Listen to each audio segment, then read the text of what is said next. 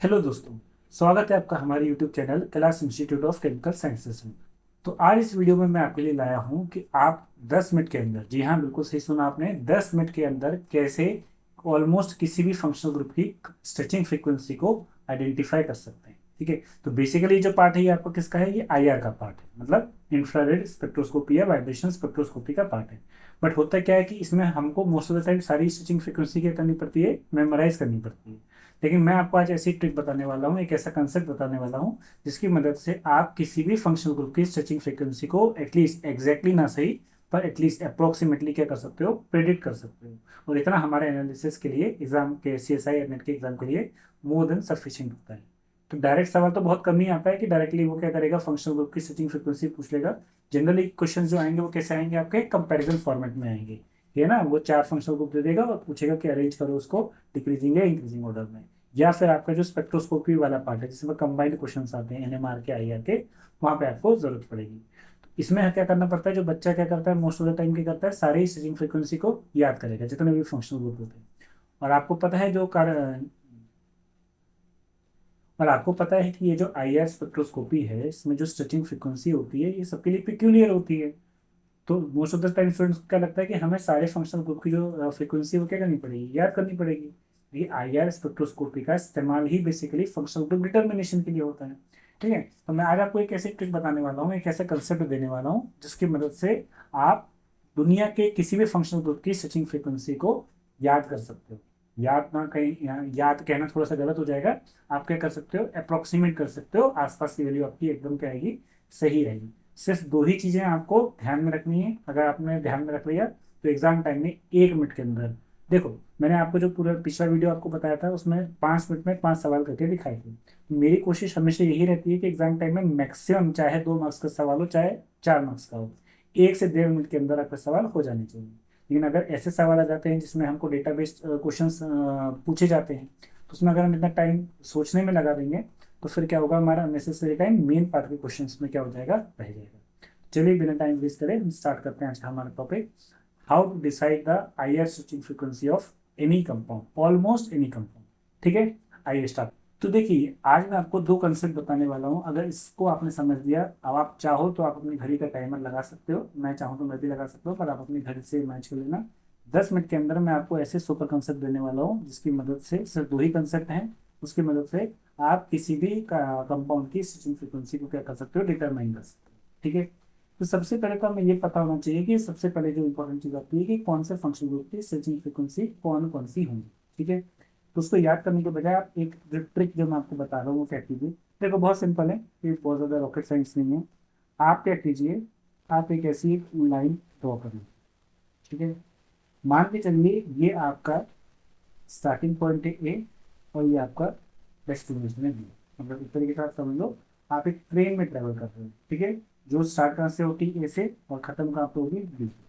Basically आप एक journey में चलोगे तो मैं आपको एक जर्नी में, ट्रेन की जर्नी में ले चलूंगा, मेरे साथ रहिएगा। इसमें बोर्डिंग कहाँ से करनी है आपको, ए पे, और उतरना कहाँ पे, बी। ये जो ट्रेन है एक स्पेशल ट्रेन है जो ए से बी जाएगी और इसके बीच में 5 मेजर स्टेशन आएंगे। ठीक है, इस आपको ये चीज ध्यान रखनी है कि कौन कौन से निर्देश हैं। ठीक है, तो ये स्टार्ट होती है 600 से, मतलब ये 600 क्या है, 52 नंबर, और खत्म होती है कहाँ पे, 4 पे। बेसिकली क्या है ये, वेव नंबर है। आईआर की फ्रीक्वेंसी है, आईआर की बेसिकली फ्रीक्वेंसी होती है वो कितना रिप्रेजेंट करते हैं वेव नंबर। ठीक है, अब फ्रीक्वेंसी में क्यों नहीं करते, वेव नंबर पे क्यों करते हैं, ये एक अलग टॉपिक मतलब एक अलग डिस्कशन का टॉपिक है, तो उसमें हम यहाँ पर नहीं पढ़ेंगे। अब हम ये देख रहे हैं कि हमको तो एग्जाम में कोई भी फंक्शन ग्रुप दिया हो उसकी अगर हमें डिटरमाइन करनी है स्विचिंग फ्रीक्वेंसी तो हम कैसे करेंगे। ठीक है, तो स्टेशन ए से स्टेशन बी, मतलब सॉरी बोर्डिंग ए से बोर्डिंग मतलब डेस्टिनेशन बी, और इसमें कितने स्टेशन पड़ेंगे, आपके 5 स्टेशन पड़ेंगे। ठीक है, तो जो पहला स्टेशन पड़ेगा वो आपका पड़ेगा 1400 सेंटीमीटर इनवर्स पे। ठीक है, अब 1400 सेंटीमीटर इनवर्स में पड़ेगा तो क्या होगा, पहले स्टेशन में, क्योंकि ये पहले ही स्टेशन है तो आपको देखो बिल्कुल बेटा मेरे साथ रियल लाइफ एग्जांपल को एनालिट मतलब रिलेट करके जाना। ठीक है, तो आपको समझने में थोड़ा क्या होगी, आसानी होगी। बिल्कुल जैसे रियल लाइफ में चलते हो, आप ट्रेन में बैठे, अब आप एक बताओ, अगर ए से बी जाना है, मतलब इसका जो बोर्डिंग मतलब स्टार्टिंग पॉइंट है वो ए है और फाइनल डेस्टिनेशन बी है, तो जो ए से बी डायरेक्टली जाएगा वो कौन से आपके पैसेंजर्स होंगे? वो पैसेंजर्स होंगे जिनको वाकई ट्रैवल करना है, मतलब एक तरीके से प्रीमियम कस्टमर कह लो या प्रीमियम पैसेंजर्स कह लो, जो बिल्कुल फाइनली स्टार्टिंग से एंड तक बने रहेंगे। ए से जो पहले ही स्टेशन में उतर जाएंगे वो क्या होंगे? वो हल्के फुल्के लोग होंगे जिनको थोड़ा बहुत कम्यूट करना होगा, थोड़ा बहुत है ना लोकल जगह से जाना होगा। तो उसी तरीके से बिल्कुल सेम उसी पैटर्न पे जो पहला स्टेशन आएगा 1400 पे, इसमें तीन टाइप के लोग उतरेंगे। कौन? कार्बन ऑक्सीजन का सिंगल बॉन्ड, कार्बन कार्बन का सिंगल बॉन्ड, और कार्बन नाइट्रोजन का सिंगल बॉन्ड। ये अंडो बंडो लोग होते हैं, है ना। आपको पता है सिंगल बॉन्ड डबल बॉन्ड और ट्रिपल बॉन्ड की कंपैरिजन में क्या होता है? वीक होता है। पहला स्टेशन आते ही क्या हो जाएगा? उतर जाएंगे, ठीक है। तो पहले स्टेशन पे कौन उतरेंगे? जितने भी हल्के फुल्के लोग। अब इसमें है ना और बहुत टाइप के सिजरिंग वाइब्रेशंस होते हैं, बेंडिंग वाइब्रेशंस होते हैं, उन सब में इतना ज़्यादा लेना देना है नहीं। तो जितने भी फालतू की हरकतें होती हैं वो आपके 600 से 1400 सेंटीमीटर में हो जाएंगी। और ये सी सिंगल बॉन्ड हो, C single bond C single bond है, ये सिंगल सिंगल बॉन्ड वाले वीक वाले ये निपट जाएंगे इसमें, ठीक है। अब ट्रेन चली फिर यहाँ पे पहला स्टेशन पार करने के बाद अब जो दूसरा स्टेशन आएगा वो आपका आएगा दोस्तों 1800 सेंटीमीटर इनवर्स पे, ठीक है। अब यहाँ कौन उतरेंगे?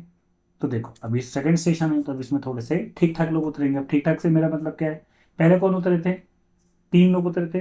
कार्बन कार्बन का सिंगल बॉन्ड, कार्बन नाइट्रोजन का सिंगल बॉन्ड और कार्बन ऑक्सीजन का सिंगल बॉन्ड। यहाँ कौन उतरेंगे? सेम वही लेकिन with the double bond.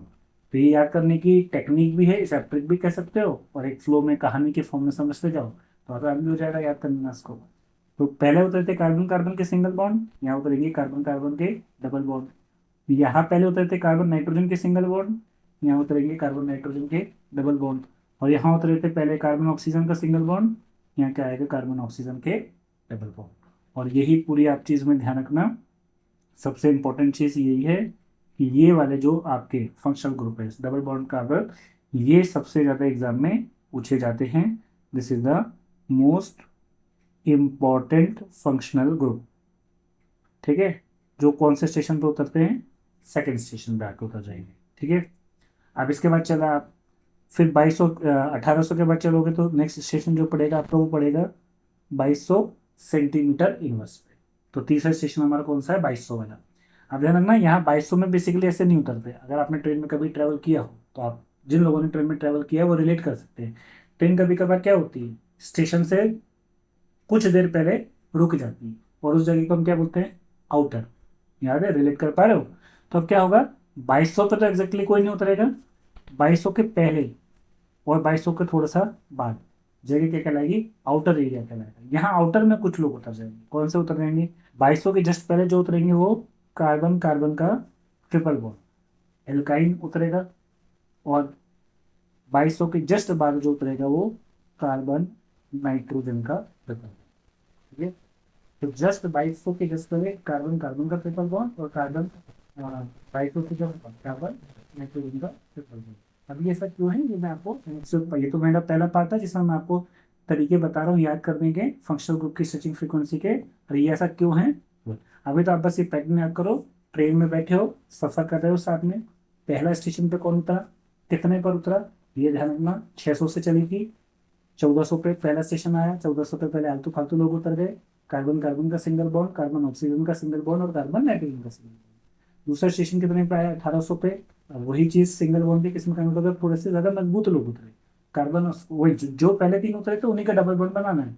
Carbon carbon का डबल बॉन्ड, कार्बन ऑक्सीजन का डबल बॉन्ड और कार्बन नाइट्रोजन का डबल बॉन्ड। तीसरा स्टेशन है 2200। 2200 पर एग्जैक्टली उतरेगा नहीं, 2200 से पहले और 2200 के बाद। तो 2200 के पहले अल्काइंस, 2200 के बाद nitrile C triple bond M. चौथा स्टेशन जो है यहाँ पर है आपका वो कौन सा है? कितने पर है ये आपका? 3000, ठीक है। अब 3000 में भी यहाँ पे सेम वही चीज होगी, कुछ 3000 के पहले और कुछ 3000 के बाद। अब 3000 के पहले कौन होगा? तो ये ध्यान रखना, ये होगा कार्बन हाइड्रोजन स्ट्रेचिंग फ्रीक्वेंसी किसके? एल्केन्स के। जो sp3 कार्बन होता है basically, sp3 carbon hydrogen bond. और 3000 से जस्ट थोड़ा सा बाद में मतलब हायर लेवल पे, मतलब जैसे 3000 है तो इसके पहले 2900 मान लो, और ये 3000 के बाद वाला है तो 3100 मान लो। तो 3000 से 3100 के बीच में यहाँ कौन उतरेंगे? यहाँ भी कार्बन हाइड्रोजन के हैं, बट ये कौन सा होगा आपका, sp2 कार्बन का हाइड्रोजन, ठीक है, एल्कीन्स का होगा। ठीक है, आउटर में दो उतरेंगे, 2200 पहला आउटर, 3000 दूसरा आउटर, 2200 से पहले एल्काइंस, 2200 के बाद, हाँ 2200 के बाद नाइट्राइल्स, उसी तरीके से 3000, 3000 के पहले sp3 कार्बन का हाइड्रोजन, और 3000 के जस्ट बाद sp2 कार्बन का हाइड्रोजन, और लास्ट में फाइनल डेस्टिनेशन पे कौन उतरेंगे, 4000 पे। तो ऑब्वियसली जो 4000 पे उतरेगा वो हमारे प्रीमियम कस्टमर्स होंगे, प्रीमियम कस्टमर्स होंगे। तो ये सबसे ज़्यादा लग्जरी वाले ग्रुप होते हैं, सबसे हाईएस्ट स्ट्रेचिंग फ्रीक्वेंसी शो करते हैं, ये भी तीन है। सब देखो मैंने तीन तीन के सेट में डिस्ट्रीब्यूट किया, कौन से, OH बॉन्ड, NH बॉन्ड, और कार्बन हाइड्रोजन बॉन्ड किसका, एल्काइंस का, मतलब sp कार्बन हाइड्रोजन बॉन्ड। ठीक है, तो ये सफ़र अगर आपको याद रहा, आपने इस सफ़र में अगर एंजॉय किया, तो इसमें आप सोचो कि इसमें आपको क्या याद करना पड़ा, कुछ याद करने की बात नहीं हुई, सिर्फ आपने सफ़र तय किया था, ट्रेन में बैठे, 600 से चली, 4000 पे उतरी, बीच में टोटल ओवरऑल कितने स्टेशन आए, पाँच, पहला 1400, दूसरा 1800, तीसरा 2200, चौथा 3000, आखिरी स्टेशन कहाँ आया, 4000 पे आया। ठीक है, तो अगर आपको ये याद हो जाएगा तो आपको सारी चीज़ें याद हो जाएगी। ठीक है, तो मैं इसको पूरा का पूरा हाईलाइट कर देता हूँ। तो ये देखिए मैंने इसको हाईलाइट कर दिया, ये चीज़ आप बिल्कुल ध्यान में रखिएगा, आपके गारंटी लेता हूँ कि चाहे कोई सा भी फंक्शन ग्रुप आ जाए, होंगे तो यही सारे बॉन्ड, सिंगल बॉन्ड कवर कर लिए, डबल बॉन्ड कवर कर लिए, ट्रिपल बॉन्ड कर लिए। अब कभी कभी क्या करता है ना, वो कंपेयर करा लेता है ना, फंक्शनल ग्रुप की स्विचिंग फ्रीक्वेंसी को। तो उसके लिए क्या करना है, तो पहला कर तो आपको ये याद हो गया कि कौन से फंक्शनल ग्रुप की स्विचिंग फ्रीक्वेंसी किस रेंज में आएगी, अब ये याद हो गया। दूसरा बात तो बहुत आसान है, आराम से याद होगा, कौन सा, याद भी क्या करना। अब देखिए दूसरी चीज़ के लिए मैं आपको बताऊंगा कि आपको बस एक फॉर्मूला, खैर ये सबको याद होगा, नहीं होगा तो कोई बात नहीं। स्ट्रेचिंग फ्रीक्वेंसी का जो फॉर्मूला होता है वो हमने लास्ट क्लास में भी डिस्कस किया था, लास्ट वीडियो में भी डिस्कस किया था। आदत पड़ गई बेटा वो लास्ट क्लास में ना, क्योंकि क्लासेस इतनी ज़्यादा रिकॉर्ड करते हैं, इतनी ज़्यादा ऑफलाइन बैचेस लेते हैं, तो उसमें क्या है वो मुंह से निकल जाता है आखिरी क्लास में। मैं भूल गया था, हमारे आखिरी वीडियो में हमने डिस्कस किया था। स्ट्रेचिंग फ्रीक्वेंसी का फॉर्मूला क्या होता है, nu to 1/2 pi under root of k/। अभी दोस्तों के क्या होता है, के जो होता है इसको हम कहते हैं फोर्स कांस्टेंट, और इसको आप सीधा सीधा समझ सकते हो, is equal to bond strength. ठीक है, और जो म्यू होता है वो होता है क्या, रिड्यूस्ड मास, और रिड्यूस्ड मास का फॉर्मूला होता है m1 m2 upon m1 + m2। तो आप क्लियरली देख सकते हो कि जो स्विचिंग फ्रीक्वेंसी है वो पहले तो बॉन्ड स्ट्रेंथ के डायरेक्टली प्रोपोर्शनल है। इसका मतलब क्या हुआ, इसका मतलब ये हुआ कि जितना बॉन्ड ज़्यादा स्ट्रॉन्ग होगा उसकी स्ट्रेचिंग फ्रीक्वेंसी उतनी ज़्यादा होगी। तो ये तो आप क्लियरली देख सकते हो, पहले स्टेशन में सबसे वीक वाले उतरे थे जिनकी कम थी, फिर डबल वाले उतरे जिनकी थोड़ी ज़्यादा थी, और सबसे आखिरी में कौन आए, ट्रिपल बॉन्ड वाले 2200 से लेकर 4000 के बीच में। ठीक है, तो पहली चीज़ तो ये क्लियर हो गई कि बॉन्ड स्ट्रेंथ जो होती है डायरेक्टली प्रोपोर्शनल होगी स्विचिंग फ्रीक्वेंसी को। दूसरा आप देख सकते हो कि जो स्विचिंग फ्रीक्वेंसी है वो इनवर्सली प्रोपोर्शनल है किसके, अंडर रूट ऑफ म्यू के। reduced mass is not equal to mass, but for the sake of comparison we can take it equivalent to mass। ठीक है, तो ध्यान रखिएगा reduced mass मास नहीं होता। ठीक है, ये formula m1 m2 upon m1 + m2 से निकाला जाता है, बट अभी क्योंकि सिर्फ कंपेयर कर रहे हैं तो for the sake of simplicity you can simply assume कि ये किसके बराबर है, मास। तो आप ये बताओ कि जितना ज़्यादा मास होगा उतनी स्विचिंग फ्रीक्वेंसी क्या होगी, कम। आप खुद ही सोच लो, तो जितना भारी होगा वो उतना कम वाइब्रेट करेगा, जो हल्का फुल्का होगा वो क्या करेगा, जल्दी जल्दी वाइब्रेट करेगा। तो switching frequency is inversely proportional to mass. ठीक है, तो अब कोई भी ऐसे ग्रुप हो जो इन दोनों में से किसी एक पे फर्क डालते हो, उनकी स्विचिंग फ्रीक्वेंसी उनके हिसाब से क्या होगी, एडजस्ट हो जाएगी। ठीक है, अब देखिए एक एग्जाम्पल से मैं आपको, तो आपको पहले तो ये चीज़ क्लियर हो गई, चलिए मैं आगे की बात बाद में करता हूँ। पहले तो ये चीज़ आपको क्लियर हुई कि किस तरीके से हम एनालाइज कर रहे हैं। अब आपको मैं श्योर हूँ कि इस 10 मिनट की वीडियो में बेसिकली करते करते 15 मिनट हो गए, ठीक है, हो ना, समझाते समझाते हुए। लेकिन अगर आप इस पूरे कंसेप्ट को याद कर लोगे तो 5 मिनट के अंदर आपको ये याद हो जाएगा। ट्रेन का सफ़र याद रखना, कहाँ से चली थी, कहाँ तक चली थी, बीच में कौन कौन आए थे, ये याद रखना है। बाकी चीज़ें तो बेटा आप लोगों को वैसे ही ऑटोमेटिकली क्या हो जाएंगी, याद हो जाएंगी। ठीक है, अब क्या होता है, कंपैरिजन होता है। तो कोई भी ऐसे फैक्टर जो बॉन्ड स्ट्रेंथ को बढ़ाएं वो स्विचिंग फ्रीक्वेंसी बढ़ाएंगे, कोई भी ऐसे फैक्टर जो बॉन्ड स्ट्रेंथ को घटाएं स्विचिंग फ्रीक्वेंसी घटाएंगे। जैसे कि अगर किसी कंपाउंड के साथ मान लीजिए, मोस्टली जो आपसे सवाल पूछे जाते हैं एग्जाम में ना, वो कार्बोनिल स्विचिंग फ्रीक्वेंसी के पूछे जाते हैं विथ रेस्पेक्ट टू, ठीक है। तो जनरली ये एक्स जो होगा, अब आप बताओ एक्स अगर इलेक्ट्रॉन डोनेटिंग ग्रुप हुआ, जैसे कि मान लीजिए इसके पास क्या प्रेजेंट है, लोन पेयर, तो ये लोन पेयर क्या करेगा, रेजोनेंस। तो कार्बन ऑक्सीजन का डबल बॉन्ड किस में कन्वर्ट होगा, कार्बन ऑक्सीजन के सिंगल बॉन्ड में। तो बॉन्ड स्ट्रेंथ कम हुई, बॉन्ड स्ट्रेंथ कम हुई तो स्ट्रेचिंग फ्रीक्वेंसी क्या होगी, कम हो जाएगी। तो इसका मतलब इलेक्ट्रॉन डोनेटिंग ग्रुप क्या करेंगे, स्ट्रेचिंग फ्रीक्वेंसी को डिक्रीज कर देंगे। And with the same logic, अगर एक्स जो होगा आपका इलेक्ट्रॉन विदड्रॉइंग ग्रुप होगा, तो स्ट्रेचिंग फ्रीक्वेंसी क्या होगी, बढ़ जाएगी, ठीक है। अब देखिए यहीं पर हम कार्बोनिल कंपाउंड के डेरिवेटिव्स को कंपेयर कर लेते हैं। R C O C L, R C O R, R C O N H two, R C O H, ठीक। कार्बन, तो ये क्या है आपका, ये है एसिड, क्लोराइड, ये है एस्टर, ये है आपका अमाइड, और यहाँ पर है आपका कार्बोक्सिलिक एसिड, ठीक है। आप क्या हो तो नंबर दे दो 1 2 3 एंड 4।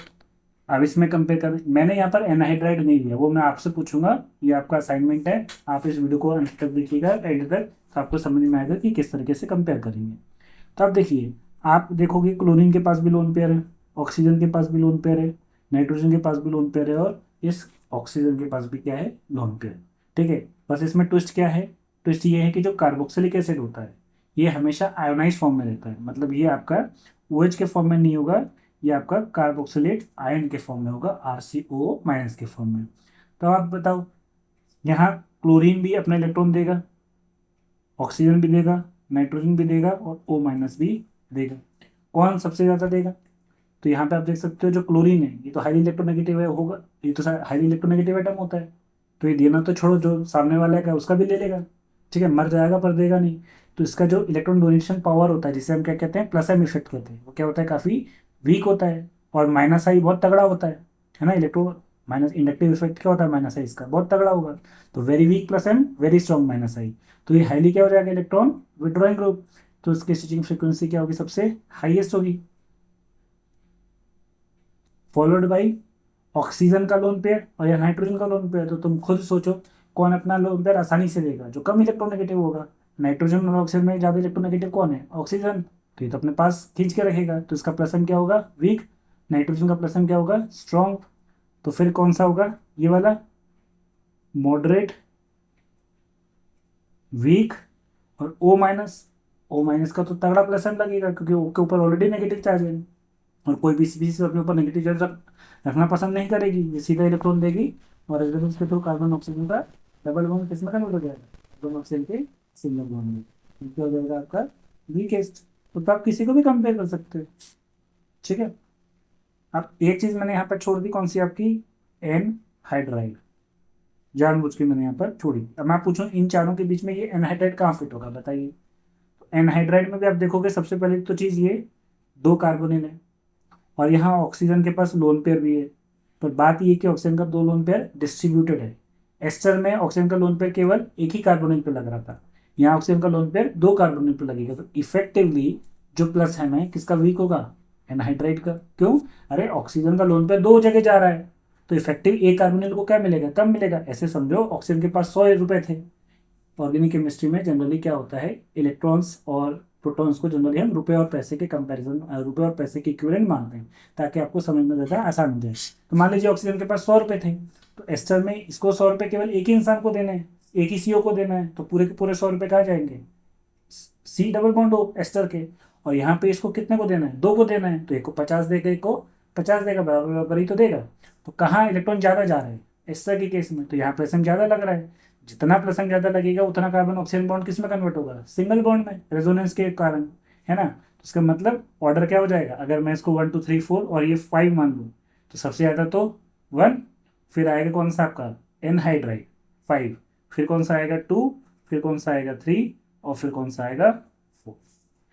समझ में आ गया? It's very easy to understand. अब आपसे कुछ भी पूछ ले, अब एक मैं बस मुझे याद नहीं आ रहा है, एक बार एग्जाम में पूछा गया था कि उन्होंने बोला था कोबाल्ट हाइड्रोजन की जो स्विचिंग फ्रिक्वेंसी है वो कुछ 1840 सेंटीमीटर इनवर्स की है, अगर हम कोबाल्ट ड्यूटेरियम से रिप्लेस कर दें तो कितनी होगी। तो आप देखोगे दोनों में बॉन्ड तो सेम ही है, सिंगल बॉन्ड है ना, तो मतलब जो के है फोर्स कांस्टेंट वो तो सेम ही रहा। अंतर किसका आ गया? रिड्यूस मास का। हाइड्रोजन का एटॉमिक मास होता है 1 और ड्यूटेरियम का होता है 2, डबल का अंतर है। तो बेसिकली हमको क्या करना है, अगर इसकी स्टिचिंग फ्रिक्वेंसी 1840 दी है तो इसको किससे डिवाइड कर देना है? अंडर रूट 2 से। और अंडर रूट 2 कितना होता है? अब ये कुछ चीज़ें आपको अगर पहले से पता हो, 414, उसको सॉल्व करोगे तो ये लगभग लगभग 1840 डिवाइडेड बाई 1.5, 900 और 413, कुछ 1300 के आसपास आएगा। एग्जैक्टली तो नहीं कह रहा मैं, अप्रोक्सीमेटली 1300 के आसपास ही वैल्यू आएगी। तो आप देख सकते हो, अगर आपने सिर्फ ये कंसेप्ट याद रख लिया, जो मैंने आपको ये दो कंसेप्ट बताया था, कंसेप्ट नंबर 1 वेरी इंपॉर्टेंट, कौन सा? ये ट्रेन का सफर 600 से 4000 तक का, है ना। देखो एक अच्छी शायरी भी बन गई, एक अच्छा टाइटल भी बन गया, ट्रेन का सफर 600 से 4000 तक का, बीच में 5 स्टेशन, 5 लोग उतरेंगे। और दूसरा, फॉर्मूला के हिसाब से बॉन्ड स्ट्रेंथ पे डायरेक्टली प्रोपोर्शनल है और रिड्यूस मास के इनवर्सली प्रोपोर्शनल है। अब आ जाए जो सवाल आप आसानी से, कौन सा सवाल है जो ना कर पाओ? तो डायरेक्ट सवाल तो 2 नंबर के में पूछे जाते हैं पार्ट बी में से, ठीक है। 4 नंबर में से क्या होगा, या तो कंपैरिजन पूछ लेगा स्विचिंग फ्रीक्वेंसी की, या तो फिर आपको आइसोटोपिक लेबलिंग के हिसाब से एक को मतलब रिड्यूस मास का कहीं ना कहीं अंतर आएगा, या फिर आपके जो स्पेक्ट्रोस्कोपी प्रॉब्लम्स होती है जिसमें एनएमआर मास आईआर सब आता है, उसमें आईआर की वैल्यू से हमें क्या करना पड़ेगा, ये डिटरमाइन करना पड़ेगा कि एटलीस्ट हमारा फंक्शनल ग्रुप कौन सा है। ठीक है ना? क्लियर? चलिए, तो आई होप आपने एंजॉय किया होगा इस वीडियो को। और अगर आपने अभी तक हमारा चैनल सब्सक्राइब नहीं किया है तो प्लीज़ हमारा चैनल सब्सक्राइब कर दीजिए, ताकि इसी तरीके से आपको लेटेस्ट अपडेट और एग्जाम से रिलेटेड इंपॉर्टेंट कंसेप्ट आपको रेगुलरली मिलते रहे। I hope you enjoy the video. Thank you for